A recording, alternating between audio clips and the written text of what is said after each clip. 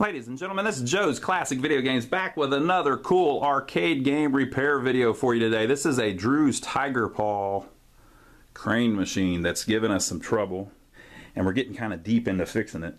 So we thought maybe we'd film it just because it deals with some of the schematics, and people seem to find schematics interesting. So we'll go over that just a little bit. But this is an old school crane. I think it's from the late 80s. Usually you can tell how old a crane is by the joystick. If it has a joystick, it's probably later 80s. If it has just two buttons, it's probably earlier 80s. But this particular one isn't super common. It's called a Drew's Tiger Paw, and it was by this company that was, I believe, down near Clemson, South Carolina, which explains the fascination with Tiger Paw, right? And I always like these because it has a real 80s look to it. I almost fell over on my motorcycle here. I almost wrecked my motorcycle. I always like these Drews because it just has such a Chuck E. Cheese showbiz pizza look to it, you know, with the orange and the yellow and everything. I don't know if they were ever at Chuck E. Cheese or showbiz, but you get my point. But this one has such a strange problem. I figured I'd film it while we're trying to fix it. So on the back here, we have pulled the board set out and we're working on it, right? So I'm going to plug it in and show you what it's doing, and then we're going to look in the schematics and see if we can figure out how to fix it, right?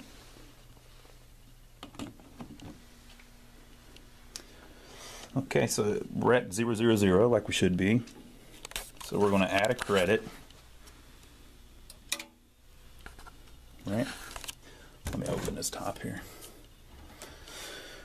Okay, so we're credited up. Now watch what happens when we move. Basically, everything works great on it, but it's super slow. Crazy slow. Look at that. And everything is slow. Look, it even runs out of sound. Finally, it timed out. So it's going to try to get all the way back up. Since it never hit the bottom, it didn't even close the claw, but that part works too. And then it slowly goes back to home, right? And so it barely made it. Let me do it again so that you can see the claw close, so you know that the claw's working too.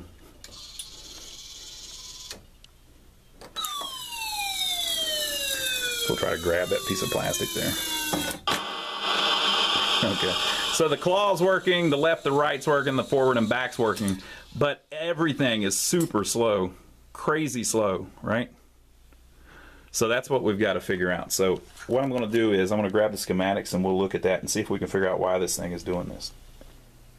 Okay, so in one of these a while back I found this manual, which is, you don't see this one too often. Drew's Tiger Paw Service Manual. Made in the USA.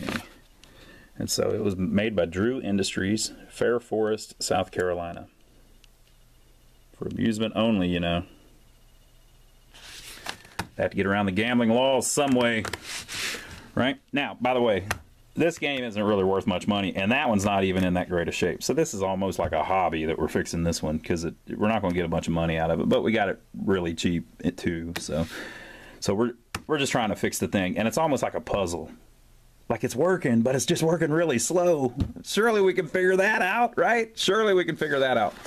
So I want to show you, I've got the schematics too. I want to show you how they did this. So it gives you error codes if it doesn't hit a switch right, which is fine. All of that works fine. It has some dip switches here to set how often you win. So on a lot of them, they have a knob where you can change the strength of the claw.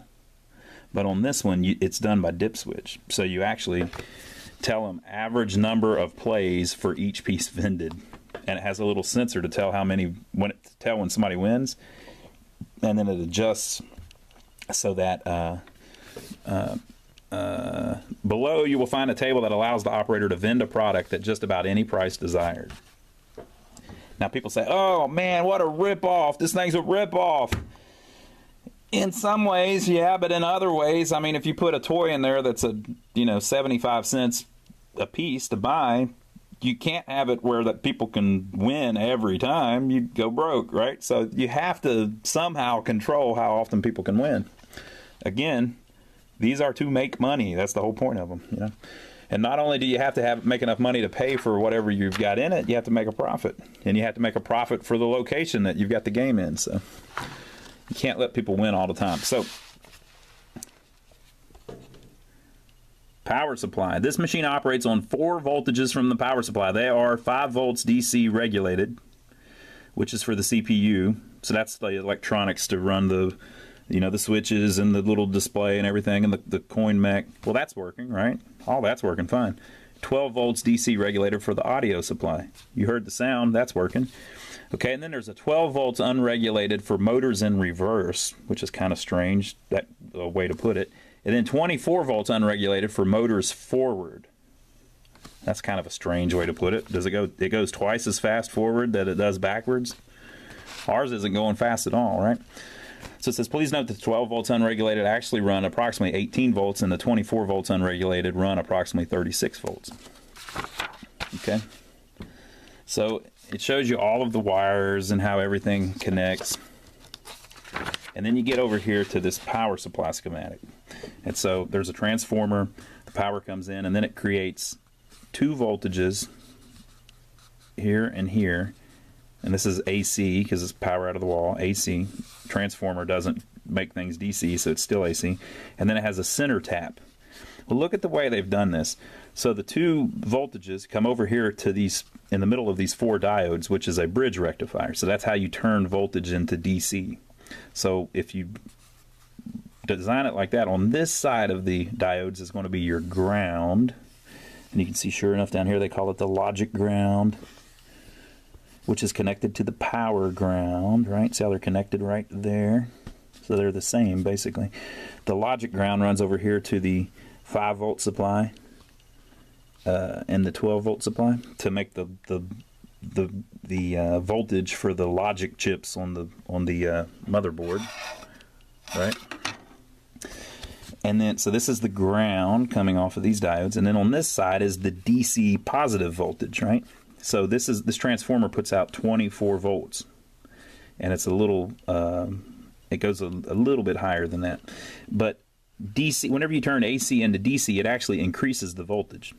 So on this side of the bridge rectifier, the voltage is actually 36 volts, right? So on one line, it runs over to, and see these 2 are connected together. So this is the output of the voltage, the transformer, the bridge rectifiers. It's the output. It comes over to motor power, right? 36 volts. And then over here it comes to claw power, 36 volts, right? I believe that there's some way that the motherboard can change the claw power. I think that's how they control how often you win. So I think that changes all the time. But this part doesn't. You know, the 36 volts coming out of the power supplies is always the same. Okay, and then look at this. The center tap. So a center tap is halfway. So compared to this line, there's 12 volts difference. So if you measure between this line and this line, you get 12 volts. If you measure between this line and this line, you get 24 volts. So the center tap is halfway, right? It's not really a ground because it's AC. So it's kind of hard to understand, but I don't completely understand it. But so the center tap is half the voltage of either one of the other ones. So it's actually like 12 volts or a little bit higher. I guess since it's measured in relation to the ground over here, it's higher. So they've got it comes off and it runs through one little resistor, which is 22 ohms, and then it comes over here to what it says is the motor 18 volt DC, right? So they're using the center to make the 18 volt, and then the bridge rectifier is creating 36 volts, twice that, right? So if this is like way over your head, don't worry, I don't completely understand it either. But I'll show you why this is all important here in a minute, because I want to show you how they design this thing. It's really creative. So let's check out on the schematics. These schematics you don't see too often for this game.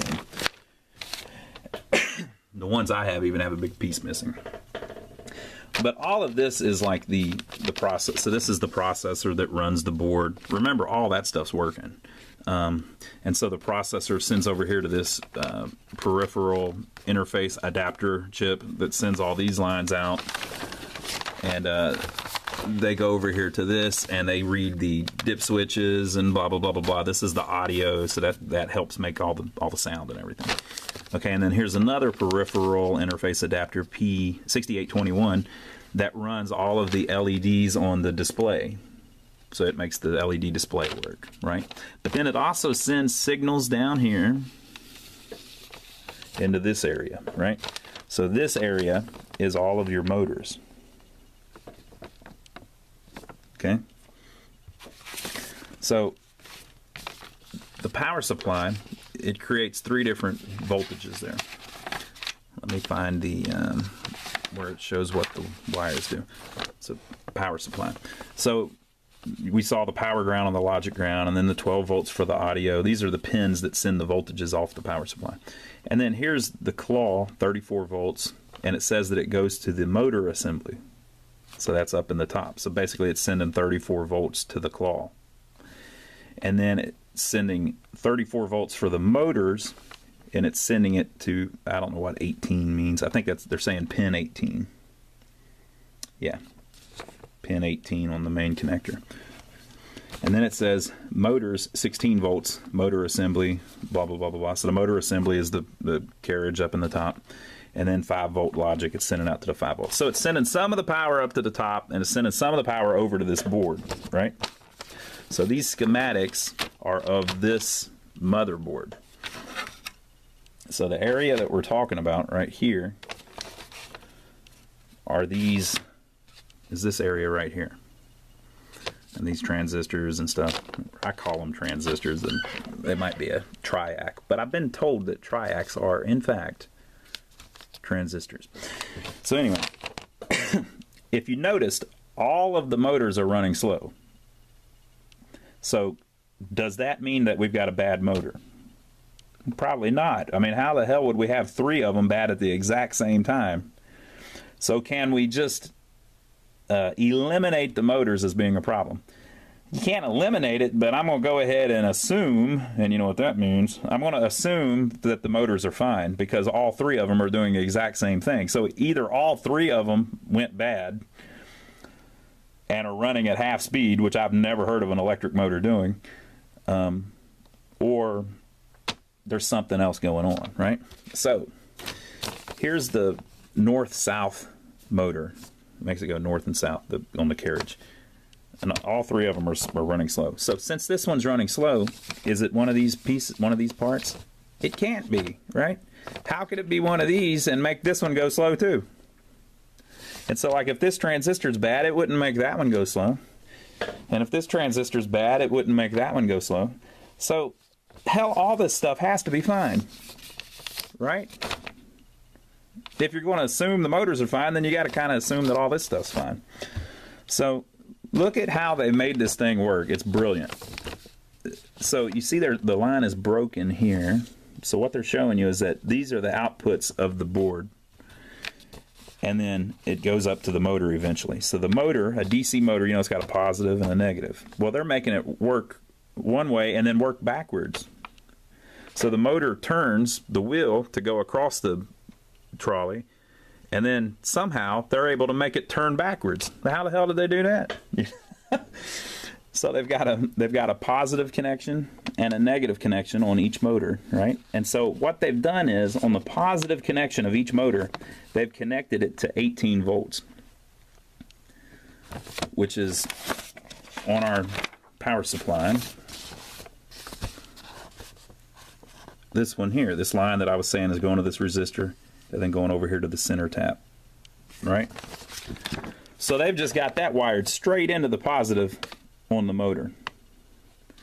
And the way that they have decided to control these things is these transistors and just the whole circuit board. What it does is if it sends out, you see up here that one of these transistors, and so there's 3 sets, right? So there's 1, 2, 3. So you can look at any of the 3, they're all the same. one of these transistors connects to 36 volts, which is the full power, right? So remember how we said this one goes up to the carriage, but this one goes to the board, right? So that wire connects to this transistor, and that transistor, and that transistor. And you can see it on the board. It comes in here, and that line you're seeing there on the top of the board connects to all three of the transistors, right? So 36 volts connects to one transistor, and then the other transistors are all connected to ground. That's what that little thing is, chassis ground. And so you can see it up here. That line coming in there is actually the ground and going to these three, right? So what it does is, this is brilliant. They have 18, this may be super common and other things, and I just don't understand it, but this, I was looking at the schematics and figured out how they did it. It's brilliant. They've got 18 volts running to the motor, but they have a capability of putting 36 volts. So what they do is, the 18 is always on the motor. If they would have put ground always on the motor, they wouldn't have any way to go backwards. So they put 18 going to the motor, because if they send out a voltage, see the board is connected to the negative side of the motor. So there's 18 volts on it. So if they send out a negative voltage, so if this transistor connects ground to that line, it makes this 0. So now you've got 0 on one side and 18 on the other side, and the motor turns and goes backwards because it's got 18 volts on it. If they connect this transistor to the 36 and it opens up, you know, the signal tells it to open. Well, now you've put 36 volts on this. So what does that do? Well, there's 36 on this side and 18 volts on that side. So it creates a voltage of 18 volts going this way. So the motor goes this way, 18 volts. So whenever it was saying in the book 24 volts for the forward and 12 for the back or whatever, they were just talking about this little, how they play with this motor by doing that. So this circuit here can send this motor, it's always got 18 on the positive, it can send this motor either 0 if it grounds it, or it can send it 36. So if it sends it 36, there's 18 more this side, so it moves, or if it sends it 0, there's 18 more that side, so it moves. Or it can send it both, it can send it half. So if it sends it 18 volts, and there's 18 volts on this side, there's no differential in the power, so it just sits there and the motor doesn't work. So that's a brilliant way of doing it. It means they can make the motor go either way, right? And that may be something that people have been doing for hundreds of years or 100 years, and I don't know it, but that's brilliant. I don't know how many of the claws, the claw games they made work like that, but that's brilliant. So, and it may just be simple servo stuff and everybody's laughing at this, but to me it's brilliant. So what we need to do is measure these voltages, right? So what I did was I took the multimeter and I measured the power supply, and all of these voltages are correct. We've got our 36, our 36, and our 18. But when you measure the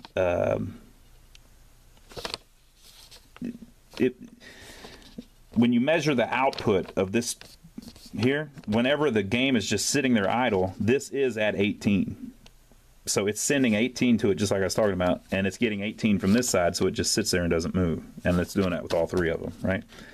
If you start moving, with respect to ground, you can see where it either goes from ground to go one way, or it goes to 36 to go the other way. So in other words, the board's working perfect. It's doing exactly what it's supposed to do. But still, you saw how slow everything's moving. So what's our problem? Well, what I've discovered is this 18 volt line, which is this one, is a good 18 volts when the game starts, or while it's just sitting there. But when you start moving, so if the board sends it 0 volts on the other side of the motor, you know what I mean? So if it sends out 0 volts to here and it's supposed to have 18 over here, what happens is that 18 starts dropping and it drops down to 8 volts. So for whatever reason, this whenever the motors start getting power, that line drops. So it drops down to 8 volts. So the motor is running at half speed is what's going on. It's only getting 8 volts. So if you go the other way and the board sends it to 36 volts, right? Well, that should make it move, you know, 36 minus 18. It should move. There's 18 volts going to the motor, right? Differential. But it doesn't do that. That line that's 18 starts rising. So it gets up to like 28 volts. So there's still only 8 volts going to the motor. So either way you move, this number changes with respect to ground. So it'll go, it's supposed to be 18 and it'll stay 18 when it's just sitting there, but it'll go down to like 8 volts if it goes one way, and it'll go up to like 26 volts if it goes the other way. I might be measuring it wrong, I don't know, but it sure seems to me like that's why our motors are slowing down. So what I did was I went in and I replaced all these diodes. Didn't do a damn thing. These two diodes here only control like the 5 volt and the 12 volt. So it couldn't be those two diodes. But these power diodes here, I changed them. Didn't change a thing. So what I've done now is, oh, and I changed the resistor. I put a new resistor in, which the thing, I'll show you here in a minute, but the thing's kind of hacked in, so I'm not even sure if that's right, but it looks like, I guess the factory did it because it's in the schematics. You can kind of see where they've, if you look really close, you can see that at some time they've edited it by removing, it looks like they removed a straight line and then added the resistor line. It's printed like that, but you can tell that's one of the changes that they've made. So what I'm thinking now is these big power caps may be the problem. So I've ordered new caps for the power supply. So it could be this cap here that goes between ground and the center tap that's leaking or something, or, you know, I don't know how it would be doing it both ways, but we're going to change those caps next. So that's our next little set. So we'll get those in, and I'll pull out the power supply where you can look at it, and we'll try those caps and see if that gets us any better. But oh, and this is an extra board I have, swapped it into, and it does the same thing. So I'm pretty convinced that the board isn't the problem, that it has to be something in the power supply, because I don't see how it could be something in all 3 motors. I could be wrong, but I think it's going to be these caps on the power supply, because that's all that's left. Right? Or the transformer or something, but usually a transformer doesn't go bad. So we'll get the caps in tomorrow, and we'll film us putting them in and see if that gets us anywhere. Okay, folks, so here's the power supply. So the power comes in over here, goes through these fuses, and this line filter goes into the transformer, comes out of the transformer into this power supply. This makes the 5 volts, and then the voltages are used for what we were looking at. So the only place that the logic ground is and that 18 volt line are, and the 18 volt keeps moving, is on this power supply and on all 3 of the motors. So the power line, well, not even on the motors, because it just goes to the board. So the only place that has the 18 volt line and the ground line is right here. So I'm going to try replacing these caps. These are for the 2 logic. So they don't really need to be replaced because that's working good. But I'm going to try replacing these caps and see if that makes it where that line is more stable, hopefully. Okay, folks, so we got our caps in. We put them on the power supply, and that didn't fix anything. So it still was moving way too slow. So that resistor I was showing you on the power supply, that was the only thing left. And it looked like somebody had added it. It had 2 holes drilled in and a trace cut and blah, blah, blah. But you see that kind of stuff all the time from the factory, and it was on the schematics, right? So I thought, well, hell, I'm just going to get rid of that resistor, because it was right on that line, you know? And it kind of seemed like maybe that was causing the problem, because the voltage ran right through that line. Took the resistor off, and it fixed it. So we still got work to do on it, of course, but I'll show you that it's moving a lot better now. Much better, right? Now the voltage to drop it, I guess, is different or something, because it's not quite as fast. But see if I get my See if I can get Mighty Mouse. Oh, I missed him. I'll try it again so that we can see if it plays a little jingle whenever you win, right? Let's see, well, maybe we'll just try Mighty Mouse again.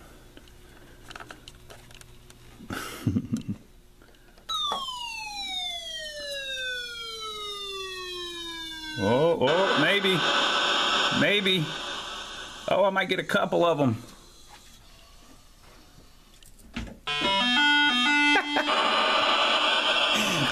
That's so cool, people. It's so cool. So we got a little bit more work to do on it, and then this thing will be slaved. So it's got a little cosmetic work still, of course. It's never going to be perfect. Look, they've done some kind of Bondo to the side of it there. And then there's a chip down there too. But what we need to do is put locks on it, and we've got this problem up at the top. So originally, this sucker had this mirror up here, right, mounted here. So I just took it off, and it had a little rope light around it that runs off of this plug, which is the same 36 volts that's running everything else. But it has these little, look how this thing was made. So it's a flat cable that plugs in, and then you have all these little bulbs that are 36 volt bulbs. And I don't have anything like that.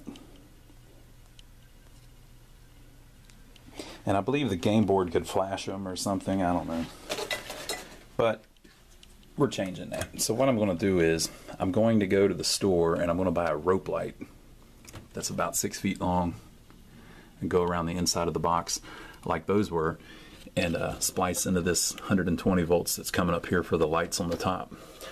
And I can hide the power thing and everything, put the glass back in and put the rope light in front of it, and then whenever the door's shut, it'll have the nice mirror and it'll be lit up there and everything. It'll look really nice. So that's what we're going to do next. So I'll go grab that at the store. We'll clean it up a little bit more, and then I'll show you what it looks like when we get all done. Okay, folks, so this is what we ended up with. It came out pretty good, really. It's got the old school look to it. Like I was saying earlier, a lot of the really old ones had buttons on them, and people don't like them as much. Those were the ones I always played whenever I was a kid, but this one actually has the joystick, which means that it will be more desirable. Oh, and I'll show you with the rope light. Let's turn off the lights here. You see we added a little rope light up at the top and the mirror back in it.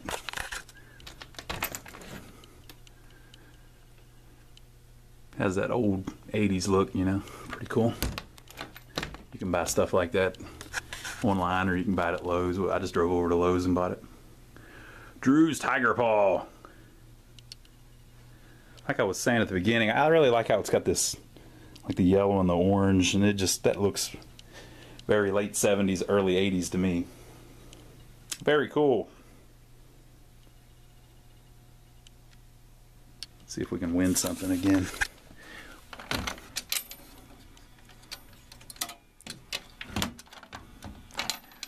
What do you think? Can I do it on 1/4?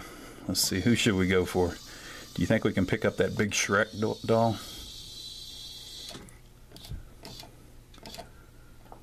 I don't know. Oh no, I'm gonna have to ask my mom for another 1/4.